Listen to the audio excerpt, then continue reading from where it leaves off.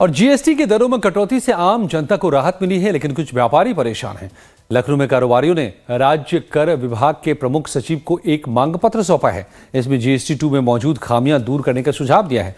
व्यापारियों का कहना है कि जो स्टॉक रिटेलर के पास है वो अनब्रांड है, उसमें जीएसटी की दर 0 हो गई है। ऐसे में कंपनी से कोई क्रेडिट नोट भी नहीं मिलेगा, जिसे व्यापारी धीरे धीरे बेचकर समाप्त करेगा और जो नया माल आएगा उसको उसी तरीके से बेचेगा। व्यापारियों का कहना है कि कई दरों से ग्राहकों और कुछ व्यापारियों को राहत मिली है, लेकिन कई जटिलताएं बनी हुई हैं। व्यापारी चाहते हैं कि एक व्यापार कर व्यवस्था लागू हो, बार बार नियमों में बदलाव न हो। व्यापारियों का कहना है कि जो अभियान चलाया जा रहा है उसमें व्यापारी को गलत ठहराने की कोशिश हो रही है। व्यापारियों ने कहा कि जीएसटी में सिर्फ व्यापारी मुनीम बनकर रह गया है।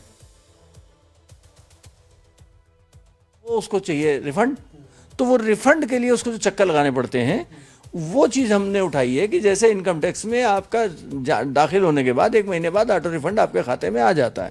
तो जब आपका जीएसटीएन का इतना बड़ा मैकेनिज्म बना हुआ है तो उसके अंदर ऑटो रिफंड कर दीजिए। 1 महीने बाद जब वो रिटर्न डाले कर दीजिए, क्या दिक्कत आ रही है आपको। अब इसी तरीके से जो गवर्नमेंट का प्रचार चल रहा है कि the benefit should be transfer to public, यही लफ्ज़ चल रहे हैं, जनता को लाभ होना चाहिए। अरे भाई होगा, हम कब कह रहे हैं नहीं होगा। हम एक हाथ से माल ले रहे हैं, दूसरे हाथ पे दे रहे हैं, जो हमें टैक्स दे के आए हैं वो कर रहे हैं। हमें तो बीच में 2% 5% के कमीशन ले रहे हैं। जीएसटी में व्यापक सुधारों की चर्चा इस समय खूब हो रही है।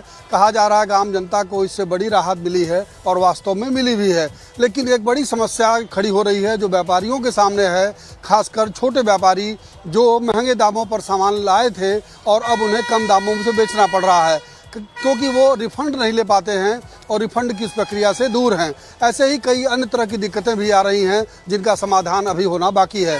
ब्यूरो जर्नलिस्ट सुंदरम केसरी के साथ राजीव ओझा, लाइव टाइम्स, लखनऊ।